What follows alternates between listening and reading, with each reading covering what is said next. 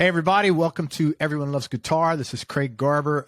We have a different kind of show today. Vaughn Kopfman is with us. Now, Vaughn was on with us a few weeks ago, maybe a month or so ago at this point, but he had some really interesting events take place subsequent to his show as a result of some of the information that he discussed on there. And he was kind enough. I asked him, do you want to come back on and share it? And it's really some very moving stuff and pretty heavy stuff, but I thought it was well worth sharing with everybody. So this episode is called The Rest of the Story. Just real quick thumbnail sketch about Vaughn. He's a prolific songwriter, guitarist, and author. He's originally from Emporia, Kansas. He recorded his first solo album in 1994 when he was 29, and since that time he's written over 3,000 songs and recorded 36 albums, including 6 albums with his regional band project called Big Daddy Loud. They're a popular band around the Kansas area. And Vaughn's episode, like I said, dropped probably 6 to 8 weeks ago, and it was very popular. He discussed something in particular that was very heavy, a couple of things. One was the tragic loss of his son, but the other one, he discussed how when he was 10 years old, he was actually sexually molested by a neighbor, and he was kind enough to share his journey of that experience, but his recovery. I think it was in your early 40s when you started getting some help for that. Right. Yeah, and it was very moving. I'm going to let Vaughn discuss this, but what he wanted to do is share, and the reason why he discussed this on the show is because he wanted to share his experience, specifically what he did to start healing after so many years, because sexual abuse is a thing. It's like very taboo. It's the ultimate and uncomfortable trauma that you have to survive. And it's a lot of people never discuss it in therapy or any kind of service because of this, the shame that it brings on you as an individual, the unfair shame it brings on you as an individual. And what happened as a result of him sharing this was completely off the charts, unexpected. And I wanted to have him, and he was kind enough to agree to share his post-show experience, because it's kind of amazing what happens when you open up and share some stuff and how you've healed from a trauma and what kind of feedback you get. So, Vaughn, thank you very much again for coming back on and sharing this story. Appreciated you reaching out. That was yeah, as you said, it was quite surprising, the response. So yeah, I think that's good information that we're sharing. Absolutely, man. So you shared some pretty heavy stuff on the interview, but prior to your interview, you had mentioned to me that you were interested in sharing this because you felt, I remember you saying to me, you said, Craig, if I can have one person let them know it's okay to open up about this, I'll feel really good about that, you know? But that's not what happened. And I'd love you to talk about what actually happened, the series of events. Well, you know, the episode came out, I think September 24th or something like that. That's what it was. And you had shared, you know, my website and my email and things on there, which was great. I just got flooded with emails and then Facebook messages too. People found me on, because the Last Songwriter and Big Daddy Loud have Facebook pages.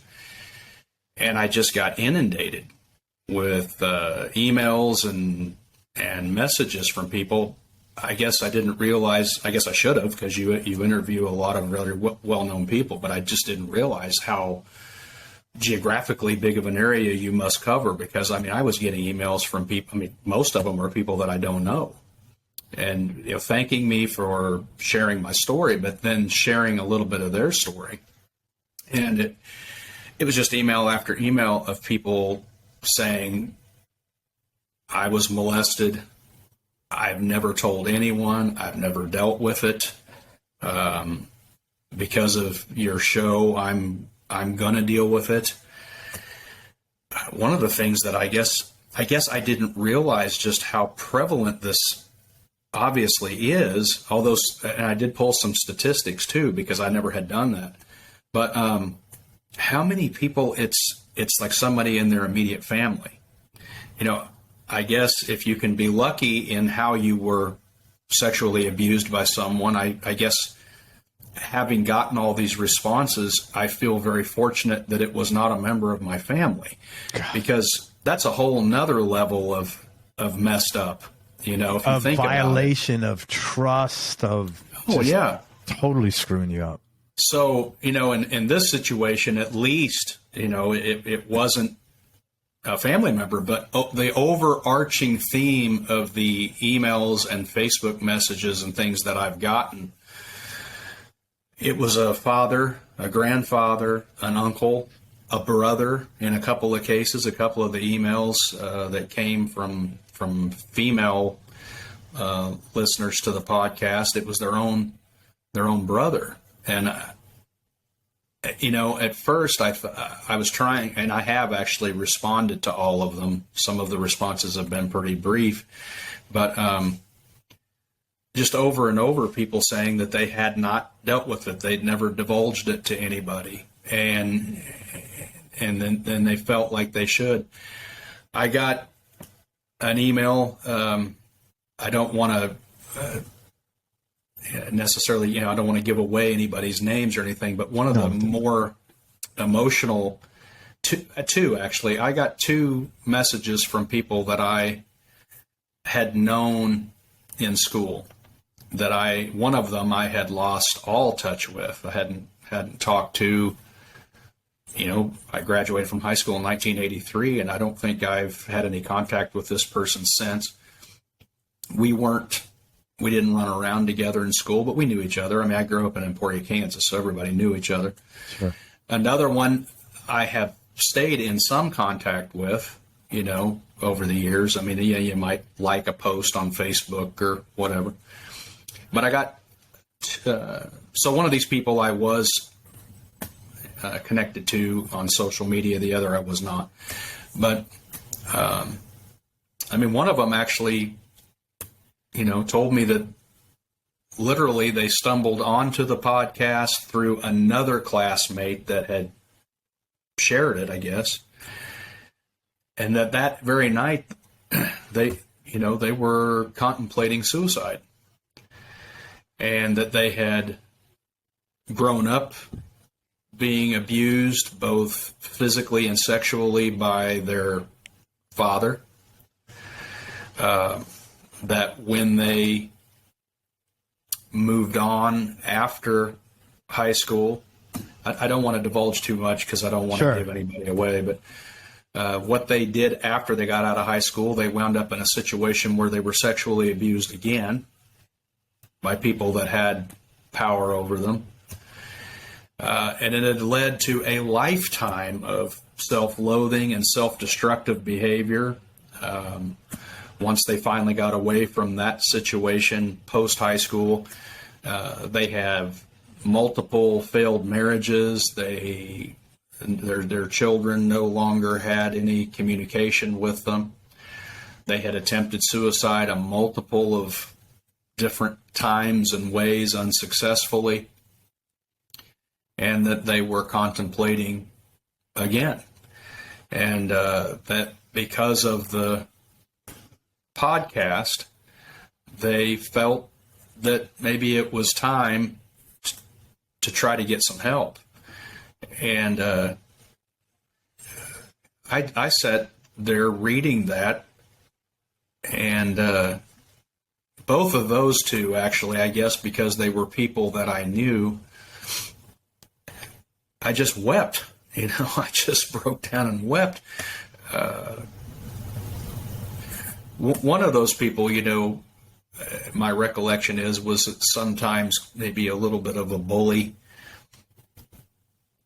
And of course, now all of that makes sense. Yeah.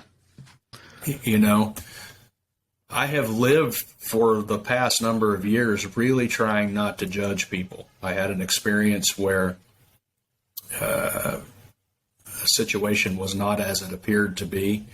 And since that time, I really try not to judge people, because, you know, that person that cuts you off in traffic, or that person that was rude to you in the grocery store line or whatever, you have no idea. They may have just gotten the call that their child was killed, or they may have just gotten served divorce papers, or they may have just lost their job. I mean, you really have no idea. Yeah. And so I try to live in kind of a place of non-judgment. But another prime example, I mean, this is a person that I had known that was really kind of a bully. Well, you know, if you're going home and you're being abused by a parent, it's probably logical that you're going to come to school and take that out on somebody that you can, because you're not, you know, you don't have any way, you're not equipped to deal with that sort of thing. So, you know, just lots of emails from people all over the countries. And I do want to say to you, and I know we didn't discuss any of this ahead of time, but I know your podcast is largely although you always kind of touch on some sometimes delicate stuff, you know, whether it's drug abuse or whatever it is with the people that you interview on here, but your podcast is really making a difference. You know, I don't know if you know that, but at least in this case, yeah, thank you. It made a big difference in a lot of people's lives, because I had somebody that, another person, not the same person that I knew, that had emailed that their brother had recently committed suicide. And the only suicide note he left was to her, the sister who emailed me. And what he revealed in there was that his father and grandfather had sexually abused him from the time he was little. And that he just never felt right. He never felt worthy. And he ultimately took his own life. And one of the things she suggested was that, you know, that I might consider one of the volumes of Letters for Healing to be dedicated solely to people who have letters to people who have taken their own life. And one of the things that she pointed out was that while you have the stigma to having been sexually abused, that there's a stigma for the families that survive when someone takes their own life. You know, there's both an internal stigma in what could I have done, what could I have said, how could I have not known, but then stigma of people looking at you from the outside as well. And so I certainly am going to consider, I'm going to do more volumes of the book. And so one of them, I guess I hadn't considered doing one strictly based on suicide, but I think I will, because obviously there's a need. Yeah. I did look up some statistics. It said 1 in 9 girls and 1 in 53 boys under the age of 18 will experience sexual abuse in their lifetime. 82% of all victims are female under the age of 18. So while several of the letters that came, or not letters, emails and things, were from guys who have been sexually abused, statistically, overwhelmingly, it's girls. And in fact, when they break it down even further, it's girls between the age of 14 and 16. Dude, that is so ill. I mean, you're a father of a daughter. I mean, how that's beyond evil, twisted. I mean, there's no words to even like. We know a lot of uncles, a lot of grandfathers in these emails, and you know, I was showing some of them to my dad, and my dad would certainly have never done anything like that. But I told my dad, he was reading those. He said, "I just can't imagine." And I said, "Dad, I can just tell you, you're my dad. But if I ever caught you doing it, there wouldn't be calling the police. It would just be over." Right. And he said, "As it should be." As it should be. Yeah. As it should be.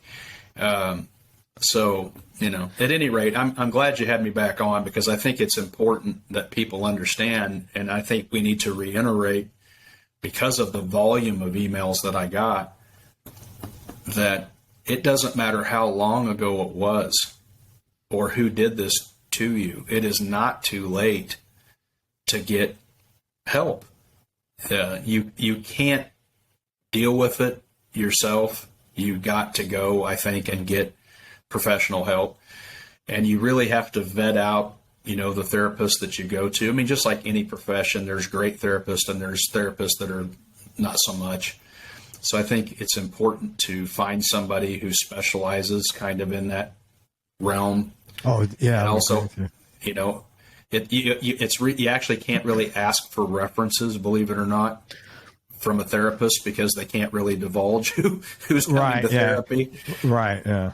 Here, I've helped these 3 sexual abuse victims. That's you can, trust your gut and your intuition. And if you go, I went through 4 different therapists before I found the guy that I have actually been seeing now for, good grief, probably 16, 17 years. Well, since I was 42. Yeah. So, I went through 3 or 4 before I found this guy, and I've Dr. John Farrell Higgins, and I've stuck with him. So trust your gut. If you go and it doesn't feel right, the questions don't feel right, you're not obligated to continue to see that person. Move on and find somebody that you do connect with, that you're comfortable with. But by all means, get some help, because it's so destructive in every avenue of your life when you don't deal with it. And again, I guess I was just completely overwhelmed by the response. How many emails did you get? There were over 500. Oh my God. Now, some of them I think were, wow, dude, I've got but some of them were people that I knew that just were saying, thank you for doing it, Yeah. But the ones that I didn't know were around 400. Because at first I was so overwhelmed. It's like, how am I going to reply to all these, But I did. Some of them, it was a very short, thank you or whatever. But some of them, when I tried to, because I'm not a counselor, I'm not a therapist. So you got to be a little bit careful with what advice you give. But other than, please call somebody. Yeah, I guess so. I want to expand on that, because I think it's a really important point, because I've been to counseling in the past, and whenever you're going to any kind of counseling, Vaughn's 100% right, in my opinion, because I've had a similar experience. It's like whether you're going to counseling or a recovery meeting, like an NA or an Al-Anon or whatever you're trying to deal with trauma-wise, every group and person's different, and don't use it as don't go to the first person or the first meeting and say, oh, this isn't for me. Screw it. I can't do this. Mm-hmm. It's a normal process of going to 2 or 3 or whatever, sometimes 4 or 5. Get out of the area. Don't, find someone that you're comfortable with, because it is really worth your while. I mean, the therapist I have now is, anytime something pops up, I've known her for years. If I need to go clear my head she's awesome. But like, same as you go to a few different people, and, what's the old expression? You got to kiss a few toads before you find your princess or prince or whatever. Right. So I think that's important. I want to ask you, how did this make you feel, and how did you feel about your own situation after you read this? It's amazing how, you're able to find gratitude there. Well, at least I wasn't sexually molested by my dad. I mean, thank God, right? But I mean, like, how sad is it that that's, like, I felt, you want to say, I feel grateful that we were able to help that many people. Actually, what I felt was sad. I felt a lot of emotion in reading those, because I literally would have had no idea. Now, of course, you understand that all those emails were spread geographically over the country, and actually, I got one from somebody in Australia.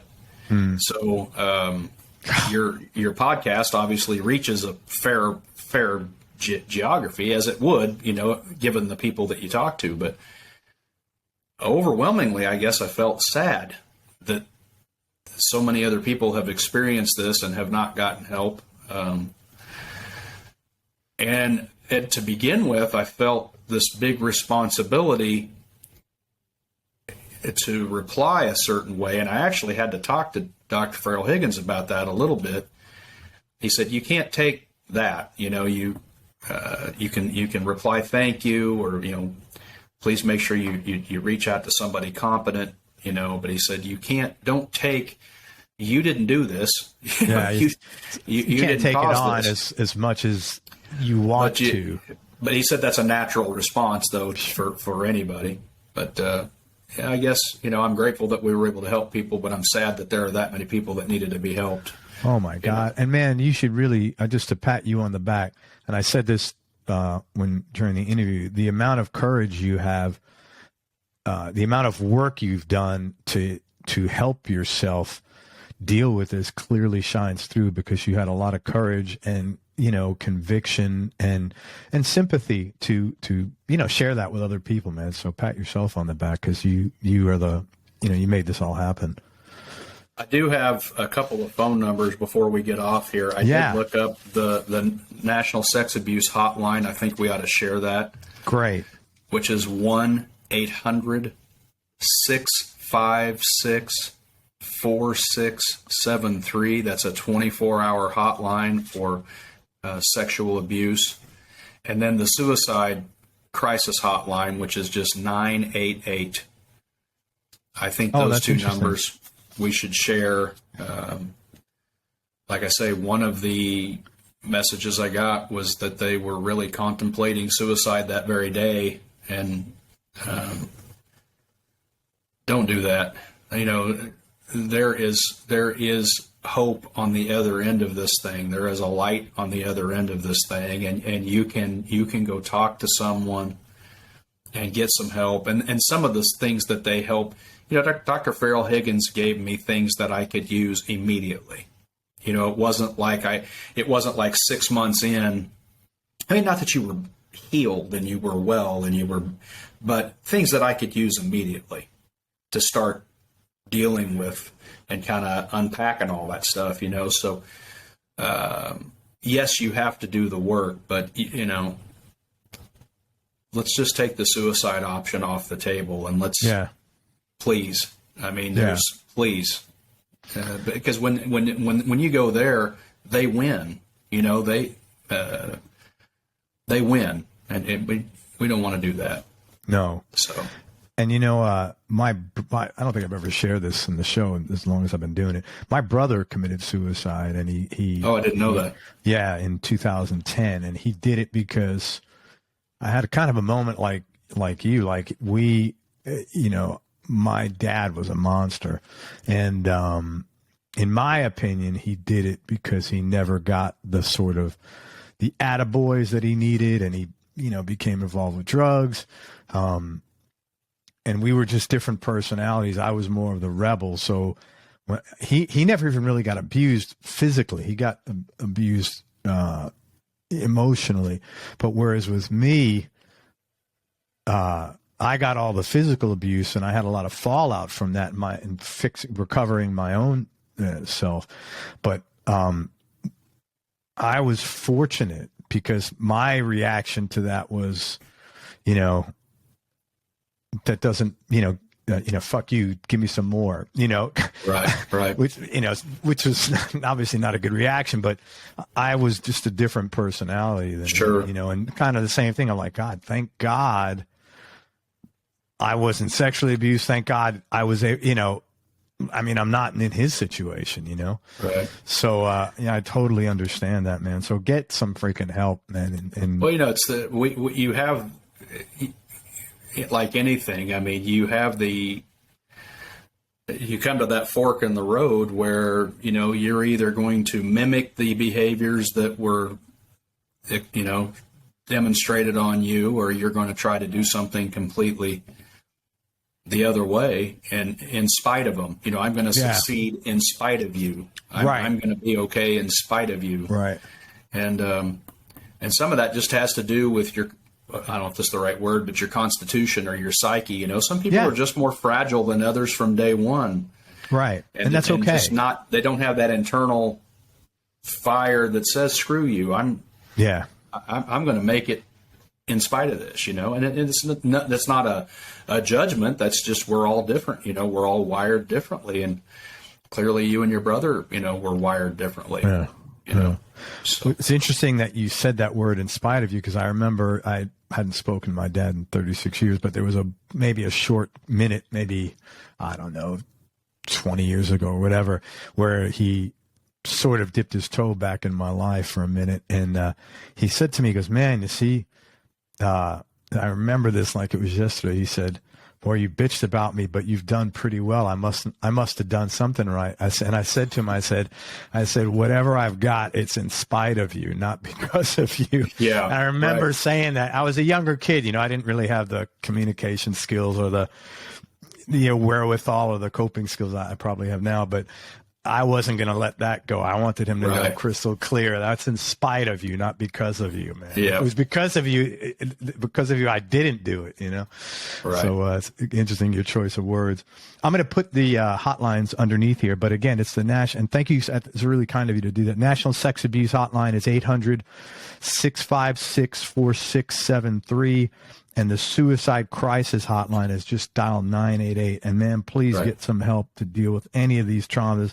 The most important thing you need to know is none of this is your fault. Absolutely. And that's, let me just talk, any other comments on that?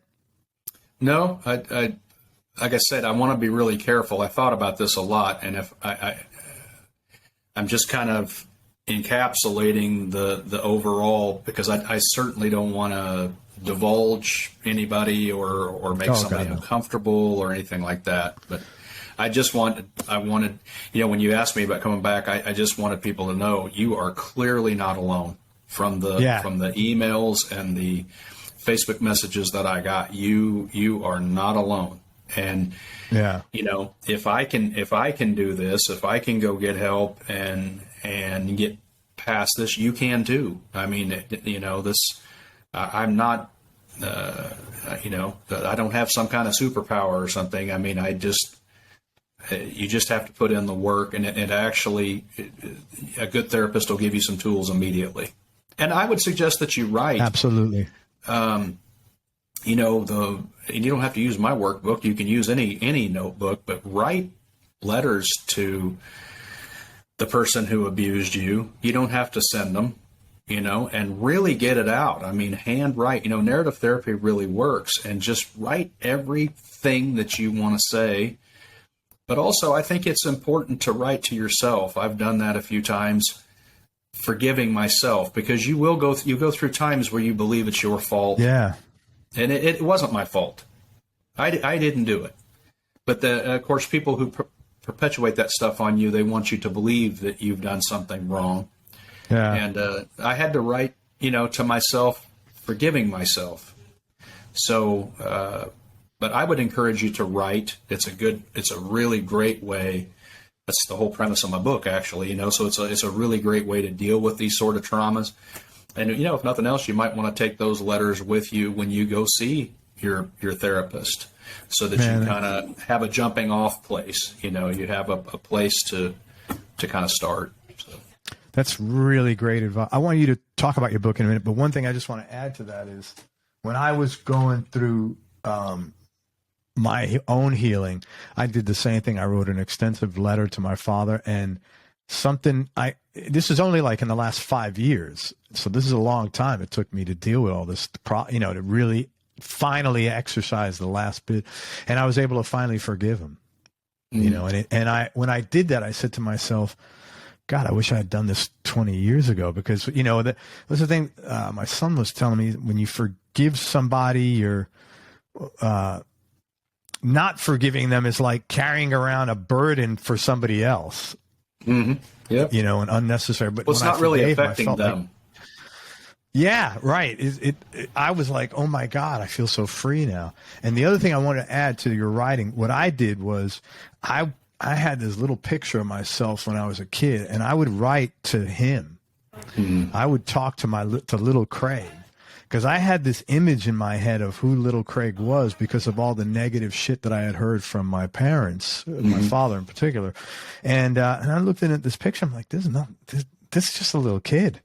Right. None of this shit is true. This is just a little kid, just a cute little kid with a baseball glove on. I mean, none of this and it certainly had nothing to do with him. Right. But you've done a great job with Letters for Healing, and you just came out with the second edition of that. I'd love you to talk about that, because it's a really healing book. Yeah, so I've got talk about that. I don't know if you can read it, if it's backwards or not, but no, it's fine.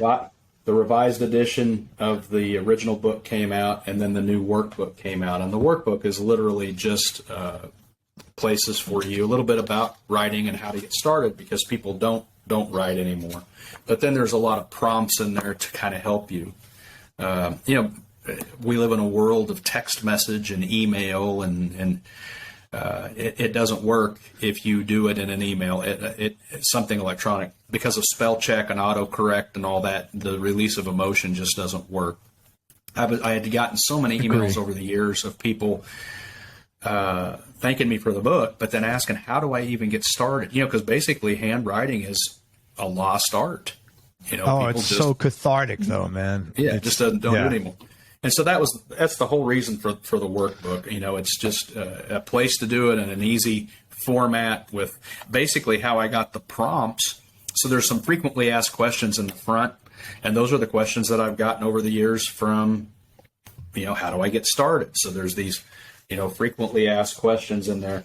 And then the prompts that I did every 3 or 4 pages actually came from all the letters that I've gotten. I've got, I don't know, a couple thousand letters people submitted to me for subsequent editions of the book.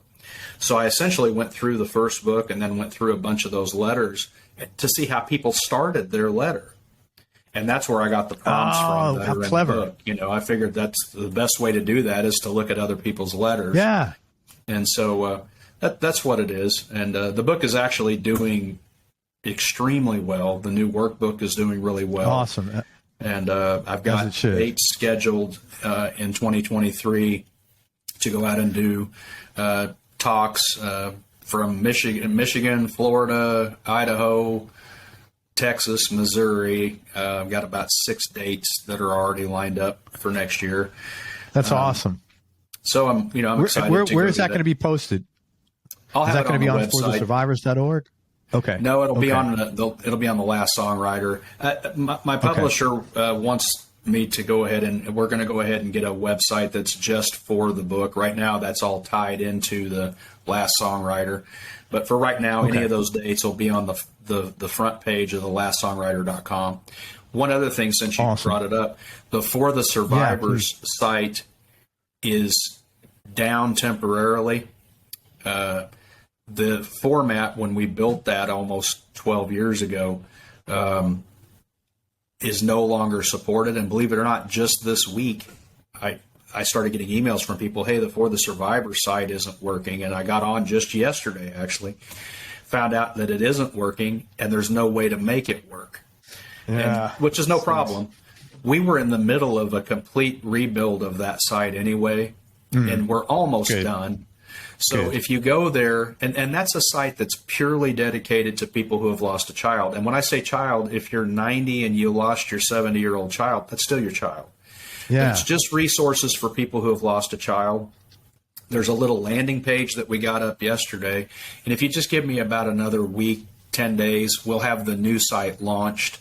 Awesome. It really needed done anyway. I wished we would have gotten it done. I had no idea that it was going to be not supported anymore and not be able to work. But thank God I still have all the links. I can still see the page.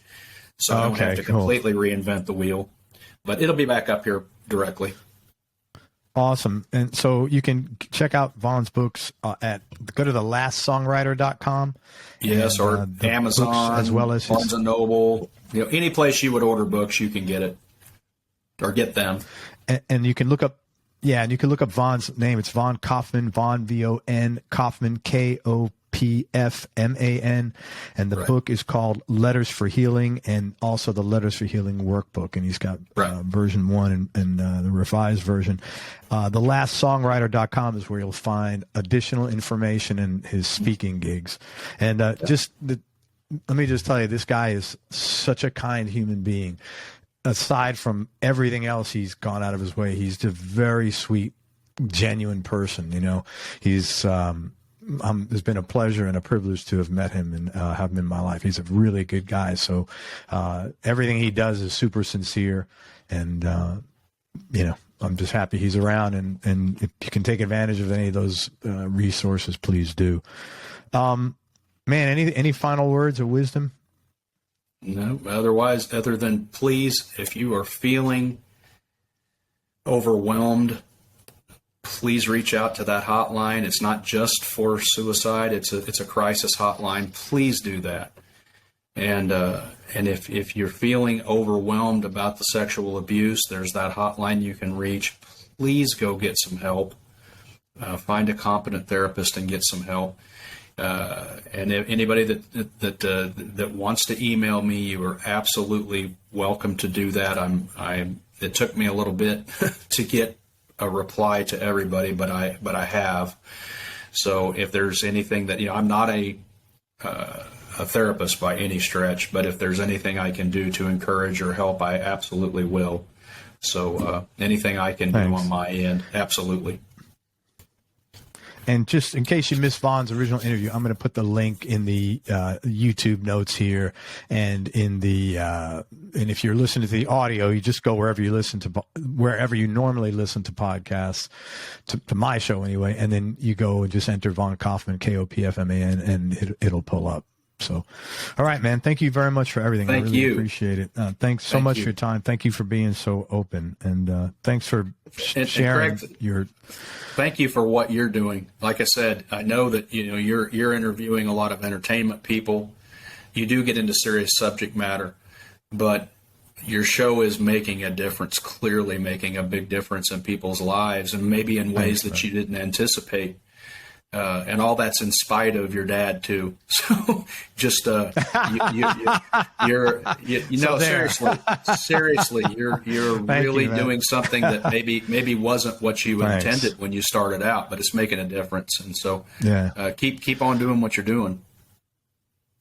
Thank you, man. Well, no one's grown and gotten more out of this than me, so it's almost too good to be true, believe it or not. So.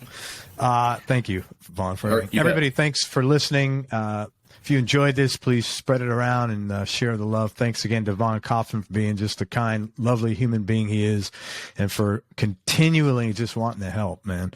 And most important, I think this is particularly good to end, as always, in light of what we shared today. Remember that happiness is a choice. And, man, no one could tell you that better than me. That's kind of why I say it to remind myself every day. So choose wisely. Be nice and have fun. Until next time, peace and love, everybody. I am out. Vaughn, thanks for everything, brother. Thank you.